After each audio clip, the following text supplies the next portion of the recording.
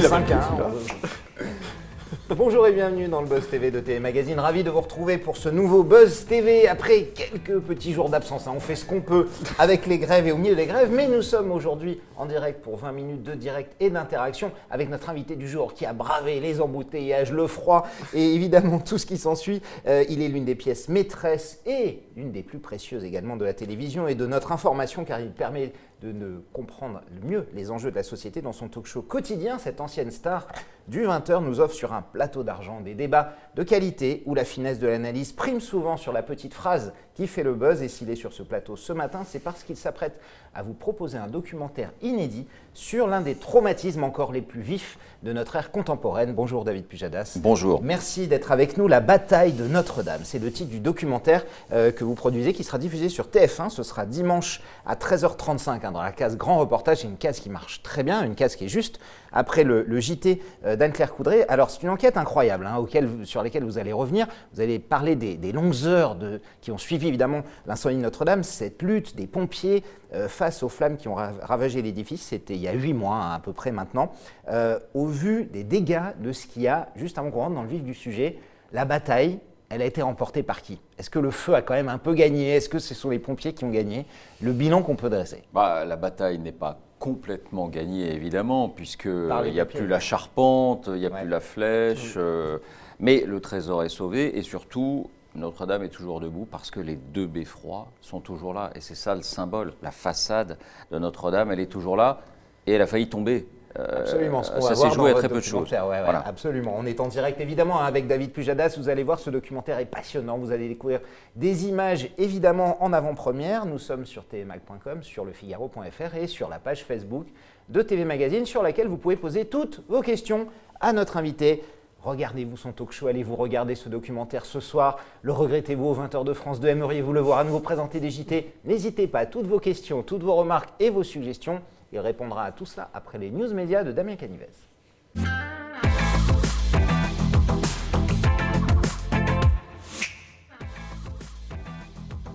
Comment ça va aujourd'hui? Ça va pas mal. Ça va. J'ai fait quelques jours de grève, vous avez pris un train, vous êtes là, tout va bien. Alors on va tout de suite commencer évidemment avec les audiences d'hier soir. Qui est arrivé en tête? Eh bien c'est TF1 qui poursuivait la première saison de New Amsterdam, la série américaine portée par Ryan Eggold, a rassemblé 3,5 millions de fidèles, 15,8% de part d'audience. À titre de comparaison, c'est 300 000 téléspectateurs de plus que France 2 qui misait sur la 5e saison de Nina, la série hospitalière incarnée par Annelise M. Sur la 3e marche du podium, on retrouve France 3 qui proposait une escapade en Autriche à l'occasion d'un nouveau numéro de Déraciner des ailes. Le magazine porté par Carole Gessler a rassemblé 2,5 millions de téléspectateurs, 11,8% du public. Et enfin, on termine avec un score satisfaisant signé C8. La chaîne du groupe Canal retransmettait en direct la première cérémonie des Olympia Awards animée par Antoine Decaune. 620 000 téléspectateurs ont répondu présent, ce qui représente 2,7% du public. Pas si mauvais pour ce genre de cérémonies qui parfois sont boudées. Et les JT en pleine forme, on en parlait David juste avant. TF1 est à 6,6 millions, France 2 à 4,8 millions, boosté par évidemment Édouard Philippe qui était là. Hier, vous proposiez aussi un 24 heures Pujadas sur le débat de la réforme pour les retraites. Est-ce que aujourd'hui, ce qui se passe, les grèves, cette réforme, ça booste l'audience en général? Vous qui êtes journaliste, vous allez dire oui, c'est bon pour l'info. Non, mais les chaînes d'info fonctionnent à l'info. Donc quand il y a une info forte qui passionne un peu les Français, d'une part la réforme des retraites, d'autre part le conflit et l'issue de la grève, évidemment qu'il y a du monde devant les chaînes info. Donc oui, bien sûr, il y a plus de monde que d'habitude. Sur toutes les chaînes info d'ailleurs. Absolument. Et vous avez plus tendance, évidemment, comme vous l'aviez fait avec les Gilets jaunes à l'époque, à éditorialiser un maximum, à pousser le débat, à essayer de comprendre. Voilà, un événement comme celui-ci, c'est 1000 questions. D'abord sur cette réforme dont les détails n'ont été dévoilés que hier. Donc vous avez envie de savoir la pénibilité, l'âge, le point, comment ça marche. Donc pour nous qui faisons beaucoup de pédagogie, qui délivrons beaucoup d'infos, bien sûr que c'est passionnant. On va explorer dans les coins, on va se demander si la stratégie est la bonne, si le divorce avec la CFDT est durable. Donc oui, c'est un réservoir d'infos, bien sûr. C'est difficile toujours de trouver le point entre expliquer la retraite et puis montrer quand même ce qui se passe au quotidien. On est tenté, c'est les images faciles, les métros bondés, les transports qui ne fonctionnent plus, les embouteillages. Oui, mais c'est moins le credo que vous avez, vous, sur LCI. Qu'on a, nous. C'est vrai que notre credo, c'est plutôt d'expliquer l'arrière-plan, c'est plutôt d'expliquer le fond des choses. C'est plutôt ça notre spécialité. Après, Bien sûr qu'il faut quand même rendre compte, montrer quelques images, mais on n'est pas du tout, par exemple, dans l'infoservice. Les gens ne viennent pas nous voir pour se demander s'il y aura des trams, s'il y aura des métros, s'il y aura des bus. Ils viennent plutôt nous voir pour Comme se faire BFM, une idée sur cette par réforme. exemple, qui est plus dans le show de cette actualité. Ou les grands JT, Ouais. ou les grands JT aussi, ouais. qui ont une fonction aussi d'infoservice quand même. Damien, on continue ces news médias avec une nouvelle qui devrait réjouir un bon nombre de téléspectateurs. Exactement, la finale de cette compétition insolite n'a pas encore été retransmise, que nous sommes d'ores et déjà en mesure de vous annoncer que selon nos informations exclusives, Masked Singer reviendra l'année prochaine sur TF1 pour une deuxième saison. Alors pour les Et un rares meilleur personnes... casting ou pas? Ah, on sait pas encore, on sait pas, vous savez, l'émission est très secrète, rien n'a figuré. bon. Mais sans doute, apparemment, d'ailleurs, selon les dirigeants de TF1, il y a des célébrités qui ont appelé eux-mêmes les dirigeants pour faire partie du casting, voyant que, effectivement, c'était une expérience assez incroyable. Alors, on va rappeler le principe pour les rares personnes qui n'ont pas encore regardé l'émission. Des personnalités cachées sous un costume imposant poussent la chansonnette face à un jury d'enquêteurs. Alors, leur objectif est évidemment de dissimuler leur identité le plus longtemps possible. Et force est de reconnaître que ce concept singulier fait recette sur TF1. En moyenne, 5,3 millions de téléspectateurs ont répondu du présent chaque semaine depuis le lancement de l'émission. Plus important encore, la Une peut se vanter d'enregistrer des scores parfaitement stables sur les cibles commerciales, à savoir la fameuse femme responsable des achats de moins de 50 ans, 41% de part d'audience en moyenne sur cette cible-là, et aussi les jeunes. Alors, l'objectif de cette émission, vous l'avez vu, j'imagine, David, un peu Masked Singer, c'est d'apercevoir les personnalités sous un nouveau, de les surprendre, etc. Est-ce que typiquement, ces genres de trucs, si on vous le proposait, vous diriez oui? Ou alors, vous ne pouvez pas. Moi, j'avoue que j'ai un doute. Le dinosaure, je pensais que c'était Gilles Boulot. Il avait un peu la voix de Gilles Boulot, le dinosaure, mais c'était pas Vous lui. avez mis dans Finalement. le mille, c'est mon rêve. Non, je plaisante. Moi, ce qui me sidère, c'est à quel point la simplicité d'un concept, des personnalités déguisées qui chantent, peut cartonner de la Corée du Sud à l'Europe. C'est vrai. En passant par les États-Unis aussi. Où c'est La un carton. simplicité de l'idée Ouais. et au final, le rendez-vous qui rassemble plein de monde, c'est ça qui est incroyable. Vous avez regardé, vous jouez vous aussi, vous vous êtes dit mais qui est? Parce qu'on sait que ça a été gardé très secret, même à TF1, la plupart des gens n'étaient même pas au courant. Ah, moi, je n'étais au courant de rien, je vous rassure. De toute façon. Et là, vous avez des infos sur les prochains dévoilés? zéro, Non, je pas. pourrais pas beaucoup. Est-ce que Laurence Boccolini de TF1 est bien derrière la licorne? On se pose tous la question. Hein. On va faire un numéro spécial sur Et la on saura ça vendredi, Damien. Oui, c'est ça, C'est demain, exactement. la grande finale. On termine ces news médias avec cette journaliste qui a été un petit peu perturbée, c'est le moins qu'on puisse dire, lors de son duplex. Oui, effectivement, lundi, CNews consacrait, comme les autres chaînes d'information en continu, une large partie de son antenne aux grèves des transports. L'une des journalistes de la rédaction, Claire Sergent, se trouvait vers 19h55 sur le parvis de la gare Saint-Lazare à Paris pour prendre la température du mouvement de protestation contre la réforme des retraites. Et alors qu'elle était en train de dérouler un propos, un individu s'est approché d'elle, s'est invité dans le champ de la caméra et a voulu l'embrasser sur la joue. Alors la reporter a eu un mouvement de recul, l'homme n'est donc pas parvenu à ses fins, mais elle a tout de même tenu à réagir sur son compte Twitter, je la cite: « Quand nous sommes en direct, nous ne sommes pas juste des objets plantés devant une caméra pour faire joli, nous essayons juste de bosser. » Fin de citation. David, ça vous est déjà arrivé ce genre d'incident quand vous étiez reporter sur le terrain au début, d'avoir des gens en permanence? On se souvient de vous en maillot de bain, je me souviens d'un reportage magnifique d'une image d'archive. C'était pas un direct. C'était pas un direct, c'était un sujet. Pour tester un arrêté municipal interdisant les maillots de bain dans Oui, la absolument, rue. c'est vrai. Voilà. Non, en direct plein de fois, évidemment. Plein de fois, ça vous est arrivé, ouais, les c'est gens se sont rendus compte assez vite qu'il y avait un moyen d'exister, de saluer leur belle-mère, etc. Donc évidemment qu'ils viennent perturber les reporters. Et on salue rarement la belle-mère, il faut le savoir. Oui. Et vous êtes comment dans ces cas-là? Vous avez envie de réagir un peu fortement? Vous essayez de faire ça? Ça vous est déjà arrivé de perdre un peu vos nerfs ou d'avoir des mots pour ces gens-là ou pas? Non, pas en direct. Donc ça s'est pas vu à l'antenne? Non, il faut justement tenir compte du fait que vous êtes à l'antenne, donc vous ne pouvez pas vous permettre de dire, ouais, bien sûr. d'être trop D'exaspérer. énervé, donc il faut essayer de rester zen, rester concentré aussi pour ne pas perdre le fil, tout en remerciant la chaleureuse personne qui est venue vous perturber. Bon, il faut gérer tout ça, c'est plutôt marrant, C'est fini pour aujourd'hui, C'est Damien, fini, les news. voilà, oui. Alors évidemment, tout de suite place à la grande interview du Buzz TV et toutes vos questions en direct avec David Pujadas.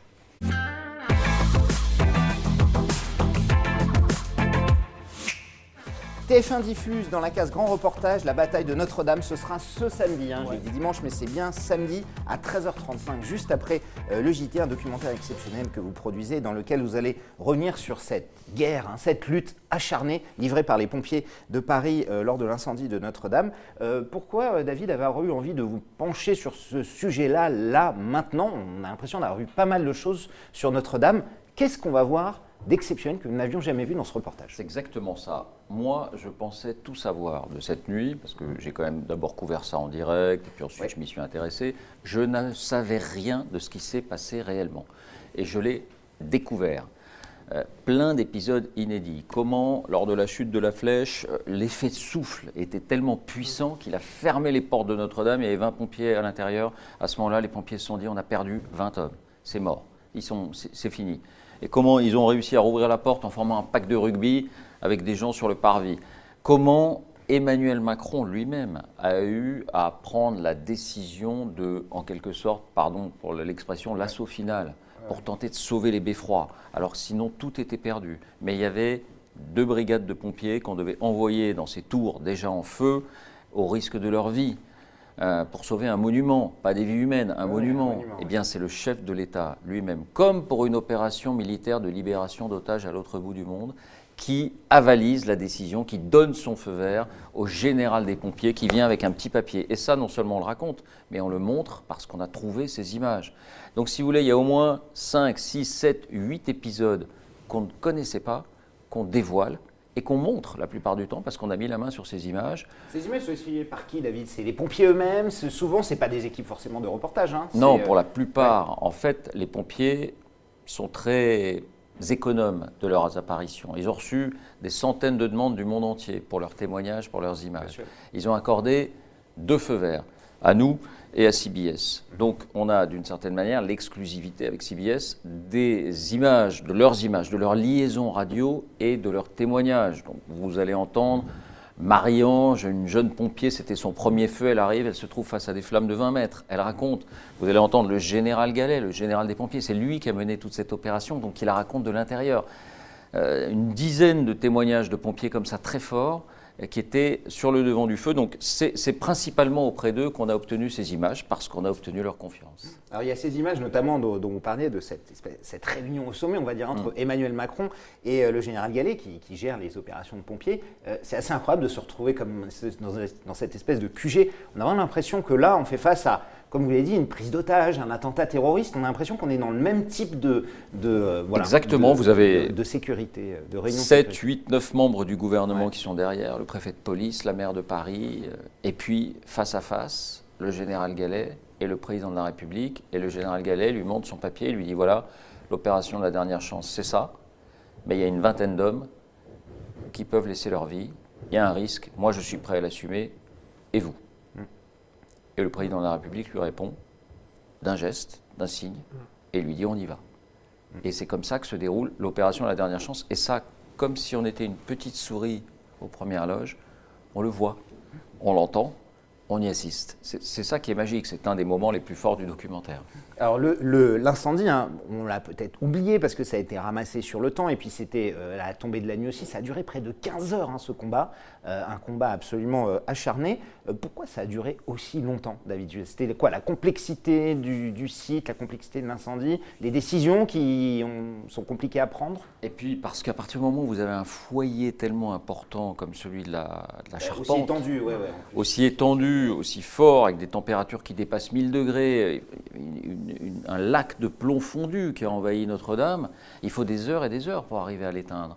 Donc c'est forcément très long.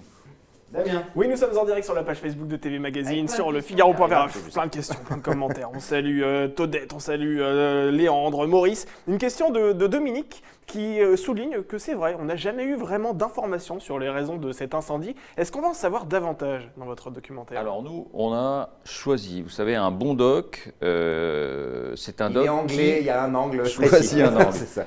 Donc avec Émilie Lançon, la réalisatrice, et avec Emmanuel Goubert, le rédacteur en chef, on a choisi de raconter cette bataille. C'est pour ça qu'on l'a appelée la bataille Notre-Dame, parce que ça ressemble à une bataille militaire, avec ses options, avec ses paris, avec ses défaites, puis ses victoires à l'arraché.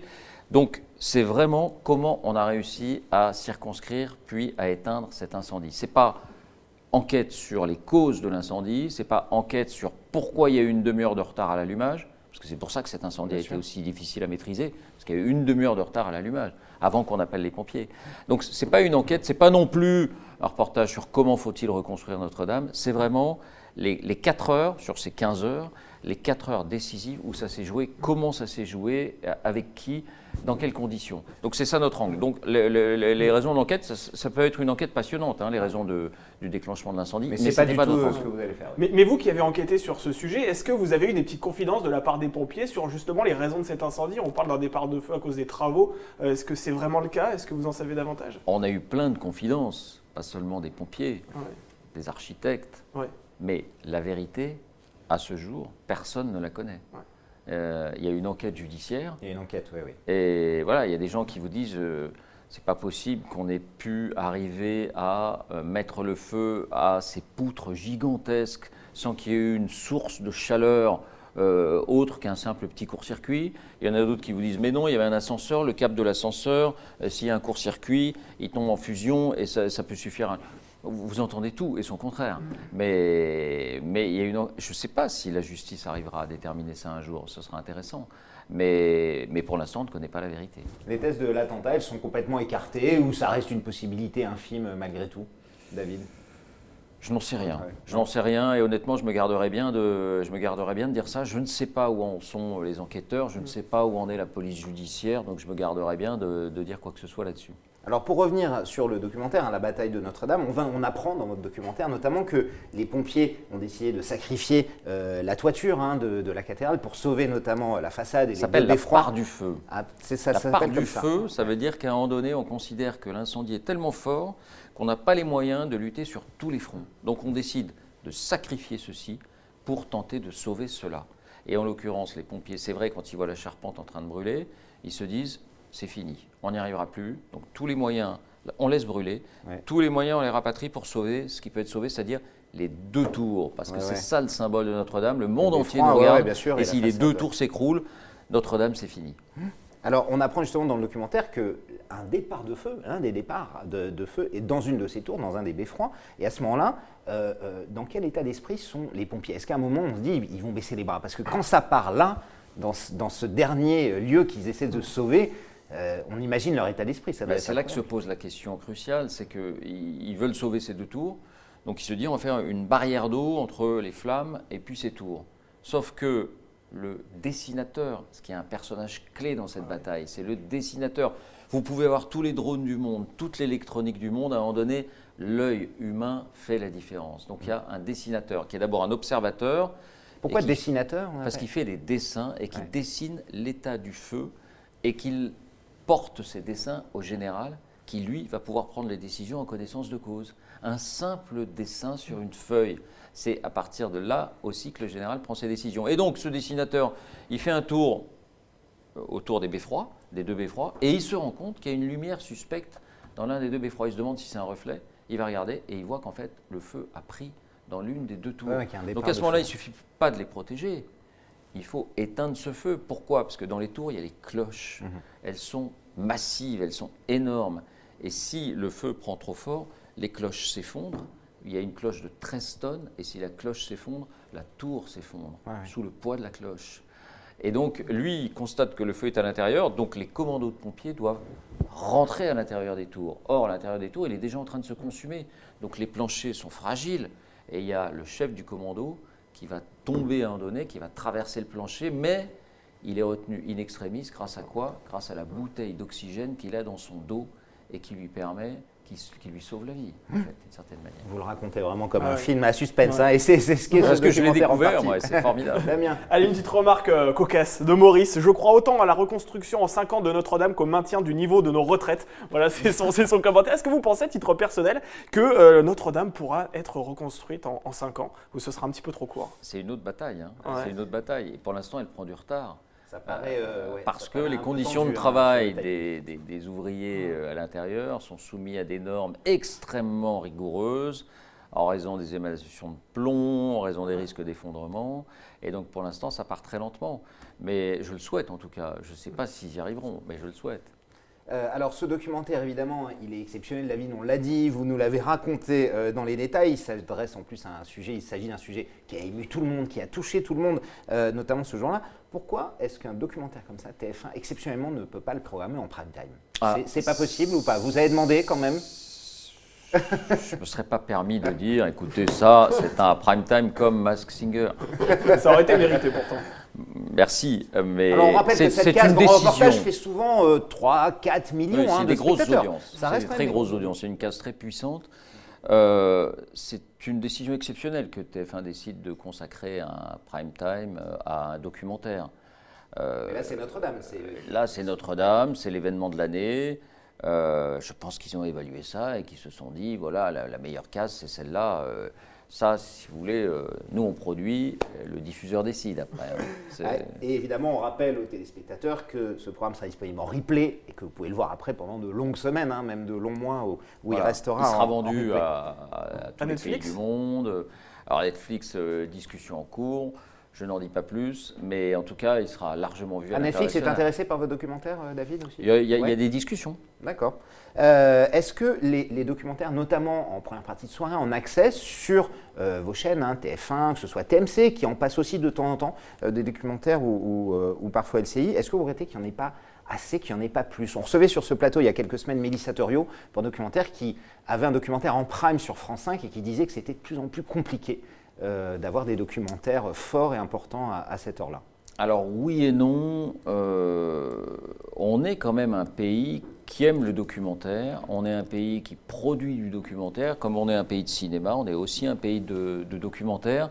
Donc on peut aussi voir le verre à moitié plein et se dire qu'il y a de la place quand même, il y a de la place chez les diffuseurs français. Et puis il y a une opportunité formidable du strict point de vue des producteurs, avec les plateformes qui arrivent, les plateformes de diffusion, et qui sont très friandes de ça. Mais elles sont très friandes de ça parce que le public est friand de ça. Les Français aiment voir le documentaire. Alors on peut toujours souhaiter qu'il y en ait plus. C'est mon cas, comme producteur, évidemment. Mais on peut aussi voir qu'il y en a pas mal. Et que surtout, le public aime ça. Et ça, c'est formidable. Le public aime ça, à condition de ne plus faire des documentaires à la papa, mais de renouveler les écritures, de renouveler le genre, ce qui est largement fait un peu partout. Hein. Damien. Oui, Jacques souligne que le chef de l'État, Emmanuel Macron, souhaiterait que la flèche corresponde aux enjeux de notre époque. Quel est votre regard là-dessus? Est-ce que la flèche doit ressembler à celle qui s'est écroulée le jour de l'incendie? Ou bien vous pensez qu'il faut la renouveler? Cette allégorie un peu doit ressembler aux enjeux de notre époque. Oui. Oui, on va quand même pas mettre Il y a une beaucoup de antenne débats cabinée. sur Il y l'architecture. a beaucoup Comment de ça va débats. être refait? Est-ce qu'il faut refaire pareil ou... À vrai dire, c'est difficile de se prononcer tant qu'on n'a pas vu les projets. Ouais. Donc, in abstracto, c'est dur de se dire, tiens, vous la avez vu flèche, ça quelques- devrait être un truc moderne. Il faut des visuels. C'est difficile de trancher sans les visuels. Moi, je n'ai pas d'avis sur la grande querelle qui est ce qu'il faut reproduire à l'identique. Ou Quand faire on dit à autre chose. l'identique, c'est un identique qui n'est pas si vieux que ça, parce que Bien sûr. Ouais, absolument. c'est le 19e siècle. Hein. Ou bien est-ce qu'il faut faire la geste architecturale, comme a dit, je crois, Emmanuel Macron. Je ne sais pas, c'est difficile de se prononcer tant qu'on n'a pas les visuels. Mais comme ça, si on vous dit à l'identique, vous savez comment c'était? C'était Oui. comme avant ou moderne? Comme ça, vous À avez l'identique, pas on voit bien les avantages. C'est un très- doudou, bien sûr. c'est Ouais, familier. Moi, c'est je suis bon pour, hein, circo. donc je... Non, mais ça a son charme. Ouais, ouais. Après, si on nous propose aussi quelque chose, je sais pas, de moderne, qui arrive à synthétiser, ça peut être pas mal aussi. Hein. Ça contraste avec le vrai décor C'est qui un lui peu est normand resté là-dessus. pour le coup. Oui, Ouais. Ce sera évidemment l'objet d'un prochain documentaire que vous pourrez faire, d'ailleurs, la bataille de l'architecture, Bataille de- la bataille du design, de nouveau Voilà. design de Notre-Dame. Alors évidemment, outre ce documentaire, David, vous présentez également 24 heures Pujadas, c'est tous les jours, à 18h sur LCI, un talk show dans lequel vous débattez je le produis aussi. de points d'actualité et que vous produisez aussi en compagnie de plusieurs invités, les points d'actualité. Est-ce que cette baguette de chef d'orchestre que vous tenez, ça fait un temps 3 saisons, depuis 2016, votre arrivée sur LCI, est-ce que ça vous galvanise toujours cette tranche d'infos? J'ai du plaisir à la faire, j'ai du plaisir à la produire, j'ai surtout eu du plaisir à imaginer le format, les partis pris, où on a 3 éditorialistes de la chaîne, parce qu'on a des grandes signatures, le format livre qu'on fait depuis cette année avec un auteur, on résume son livre sur un grand écran et puis ensuite on en discute avec lui. Et effectivement, ces discussions avec la particularité de la pédagogie, encore une fois, c'est qu'on décortique d'abord un sujet factuellement, les faits, rien que les faits avant d'en discuter. J'ai surtout du plaisir à imaginer cette tranche, mais j'ai du plaisir à l'animer aussi, bien sûr. Vous ne pouvez pas faire de l'antenne si vous n'avez pas de plaisir. Donc je ne dis pas que c'est mon avenir, je ne dis pas que je vais faire ça des années, mais j'ai toujours du plaisir à le faire, bien sûr. Au moment de rentrer sur l'antenne, vous savez, j'ai un plaisir comme si on était à déjeuner avec les 4 invités et qu'on se disait, mais bon, alors cet âge pivot de 64 ans, qui a raison, la CFDT ou le gouvernement? Et j'ai le plaisir d'avoir 4 personnes qui ont réfléchi, qui ont travaillé, qui ont un avis. Et c'est comme si on avait un déjeuner entre amis et qu'on en débattait. Voilà. Alors il y en a beaucoup évidemment de débats comme ça, il y en a beaucoup sur les chaînes d'infos, il y en a un peu partout. Qu'est-ce qui va différencier 24 heures plus Hadas d'une autre émission? Prendre l'exemple par exemple du leader dans ce domaine-là, dans cette tranche qui est C'est dans l'air sur France 5 avec Caroline Roux. Qu'est-ce qui vous différencie par exemple de C'est dans l'air? Je pense qu'il nous différencie de C'est dans l'air, c'est de délivrer de l'information au sens où on fait de la pédagogie. C'est-à-dire, pour reprendre l'exemple de l'âge pivot, 64 ans, avant d'en discuter, que chacun donne son avis, son opinion, son point de vue, on va, grâce au grand écran et à nos 3 journalistes, ce qu'on appelle les indispensables, pendant 2 minutes, 3 minutes, 5 minutes, tout mettre à plat factuellement. Donc 64 ans, qu'est-ce que ça veut dire? Comment ça nous situe en Europe par rapport à nos voisins? Quelle sera exactement la pénalité qu'on aura si on travaille moins? Quel sera le gain si on travaille plus? Pourquoi la CFDT le refuse? Voilà les arguments qu'elle donne. Et on va, encore une fois, mettre les faits sur la table. Mais ils le font aussi dans C'est dans l'air, David, ça. Ils expliquent aussi. Non, vous trouvez non, pas, ils en discutent avec des gens très compétents, c'est une très bonne émission. Mais, si vous voulez, cet exposé des faits, du contexte, rien que les faits, rien que le contexte, c'est un peu notre signature. Et je pense que c'est ça qui différencie l'émission, qui fait son attrait. Damien. Allez, Stéphane, sur Twitter, s'adresse aux producteurs. Est-ce que vous avez d'autres projets avec votre société Particule Production? Dans la fiction, je crois que vous avez déjà quelques projets, non? Alors, c'est vrai que je pense qu'on va se lancer dans un exercice particulier qui est la fiction inspirée du réel. C'est-à-dire, c'est de la fiction, mais tout est vrai. Et c'est un des mots. Du docu-fiction, en fait, vous rejouez quelque chose. Oui, alors le docu-fiction, il mélange des éléments de fiction et des éléments de réalité. Là, vous pouvez prendre un parti pris qui est que certaines histoires, vous avez du mal à les raconter parce qu'il n'y a pas d'image, parce que vous n'y étiez pas, contrairement à Notre-Dame, par exemple. Et donc, vous choisissez de faire une enquête rigoureuse, avec les points de vue, etc., mais de la raconter sous forme de fiction. Parce qu'à l'image, c'est impossible de la raconter sous forme de doc. Donc, vous avez conscience que ce que vous voyez, c'est la réalité, mais sous forme de fiction, donc beaucoup plus agréable à voir. Et ça je pense que c'est un terrain d'avenir. Et on a des projets là-dessus. Sur quel thème de l'histoire? Ou quelle affaire particulière On a un projet en particulier sur les coulisses de la Ve République, en particulier les coulisses financières, mais aussi les affaires... Vous n'allez pas vous faire des amis privés. Non, on ne va pas se faire des amis. C'est typiquement. Mais c'est vaste, ça. À travers la France-Afrique, notamment. Ah, d'accord, la France-Afrique. Okay. Donc, c'est typiquement un domaine. De toute façon, si vous faites un doc, vous aurez 1 million de procès en diffamation, parce que c'est explosif, parce que c'est des révélations, parce que c'est un monde qu'on ne soupçonne pas. Si vous faites une fiction, vous n'avez pas ce problème-là et vous pouvez raconter. Voilà. Mais évidemment, tout sera vrai. Je voudrais revenir évidemment sur un point. Le mois dernier, notamment une polémique avec l'éditorialiste Julie Graziani qui s'était exprimée suite au témoignage d'une mère célibataire au SMIC, en expliquant que si elle avait mieux travaillé à l'école, elle n'aurait pas divorcé, etc. On ne va pas revenir là-dessus. Il y a eu une polémique vive, forte, et vous avez défendu cette personne en disant qu'elle exprimait une opinion. Je n'ai pas défendu l'opinion de Julie.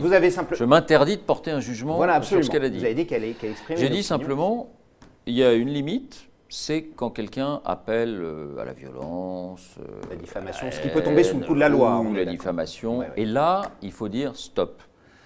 Autrement dit, quand l'antenne est en cause. Mais là, quand vous avez un débat, qu'une opinion est émise, vous pouvez la trouver nulle, grotesque, ridicule, insultante, enfin, tout ce qu'on veut.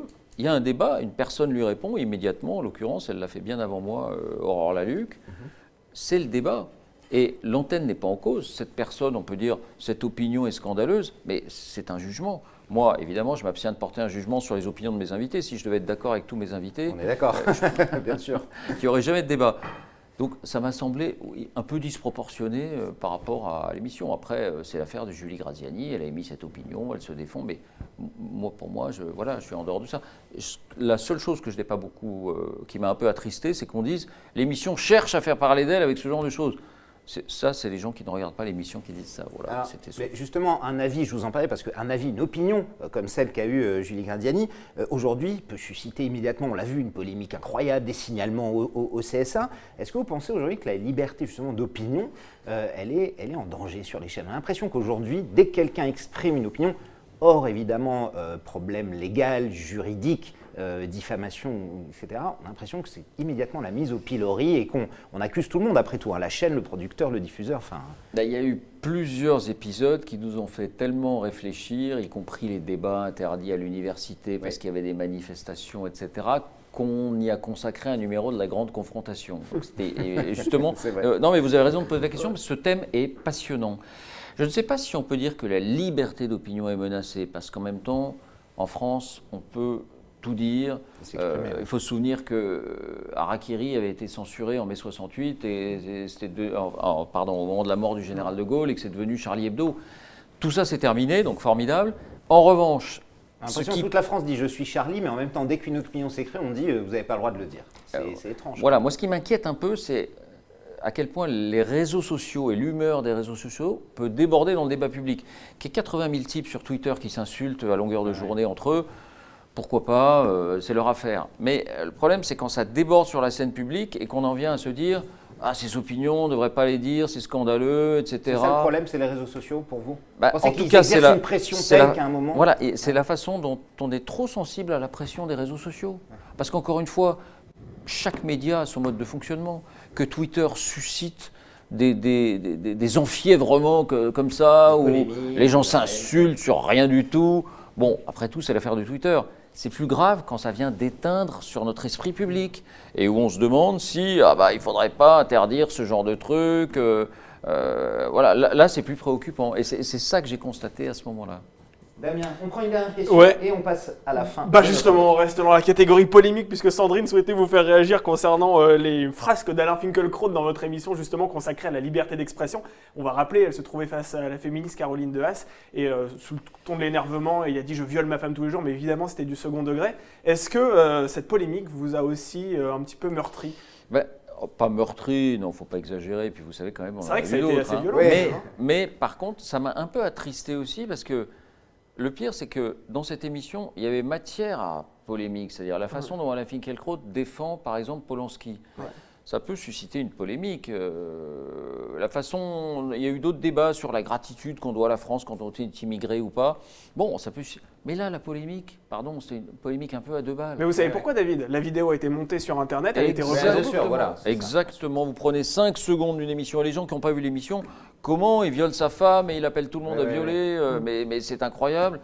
Et c'est ridicule. Voilà, c'est ridicule. Le second degré n'existe pas sur les réseaux sociaux. Le second degré n'existe pas. C'est impossible. Et que, voilà, encore une fois, il y a bien d'autres sujets passionnants sur lesquels on peut polémiquer pour de bon, y compris dans les propos sans doute d'Alain Finkielkraut, pour ne pas aller chercher ce minuscule buzz que fabriquent les réseaux sociaux. Voilà. C'est terminé évidemment pour cette interview. On passe tout de suite à notre rubrique finale, le sucré-salé.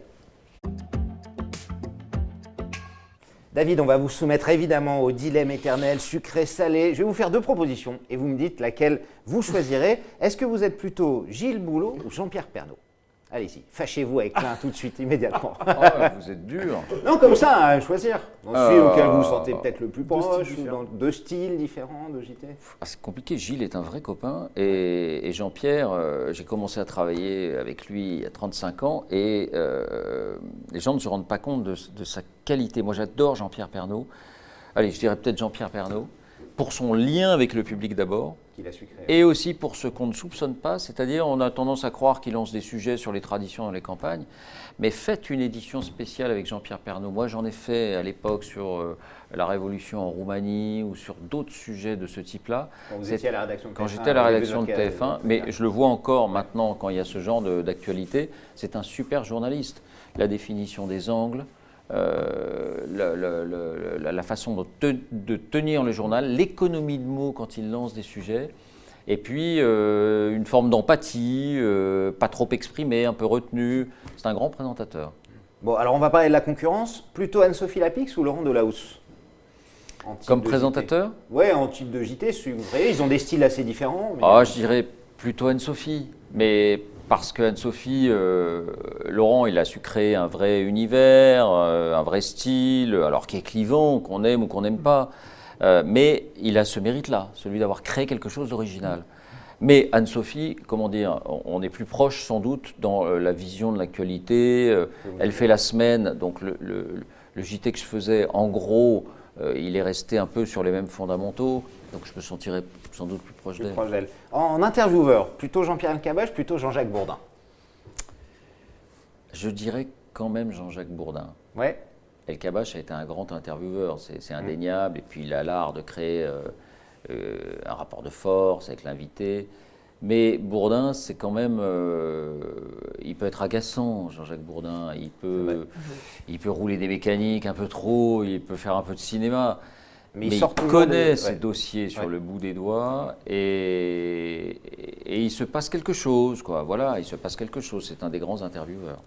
Et pour finir, ça s'adresse plutôt à vous, producteur ou présentateur? Si vous aviez à choisir, si vous deviez en garder qu'un. Producteur. Non, mais ce sera ma vie. Ouais. C'est ma nouvelle vie, producteur. Il se trouve que un de mes atouts comme producteur, c'est moins comme présentateur. Vous avez raison, on n'est jamais mieux servi que par soi-même. Non, mais j'essaye de persuader, à commencer par Thierry Tullier et Fabien Amias, que les patrons de l'info de c'est surtout comme producteur que je leur amène une valeur ajoutée et que la même émission, le même format que celui qu'on a créé pour LCI, présenté par quelqu'un d'autre comme il l'est par Amélie Carrouer le vendredi, fonctionne très très bien. Et donc je leur suis plus utile comme producteur que comme présentateur. Mais vous savez, c'est long de se défaire d'une image et de. Il y a pire dans la vie, hein, franchement. Non, on est d'accord. Mais vous êtes un très bon présentateur, reste à l'antenne, c'est pas dramatique. Mais il est possible au fil des ans que vous délaissiez peu à peu ce poste de présentateur face antenne pour vous consacrer pleinement à la production. Ouais, ça c'est bien sûr, c'est mon chemin. Ouais. C'est mon chemin. Enfin, c'est mon envie surtout. Ouais, c'est sûr. Merci beaucoup David Pujadas. Merci d'être passé nous voir. Je rappelle évidemment qu'on retrouvera votre incroyable documentaire à ne surtout pas manquer, La bataille de Notre-Dame. Ce sera samedi 13h35 sur TF1. Évidemment, on voit ici les images de ce documentaire et disponible en replay. Hein. Si vous n'êtes pas là samedi, vous avez autre chose à faire, des courses de Noël, vous le regardez en replay, ce sera disponible. Et tous les jours, c'est LCI, 18h. Pour 24 heures, Pujadas. Merci. Damien, nous on sera de retour demain, a priori. Exactement. Il n'y a pas de grève. Avec une. Ah non, j'espère. Si, il y a des grèves, mais vous avez un train demain ou pas? Tout pour venir. Oui, normalement j'ai un train. Il doit être maintenu. Mais bon, on ne sait jamais. Mais en tout cas, on fera tout pour venir parce que demain on reçoit une nouvelle animatrice, un visage qui monte au sein de TF1. C'est une animatrice qui rebondit. Vous l'avez vu dans Big Bounce Battle et cette fois-ci, elle va présenter une émission autour des mariages. Il s'agit d'Anaïs Grangerac que nous recevrons sur ce plateau. Un nouveau visage, évidemment. Vous serez présent au rendez-vous demain dès 9h30 pour le Buzz TV. Bonne journée à toutes et à tous.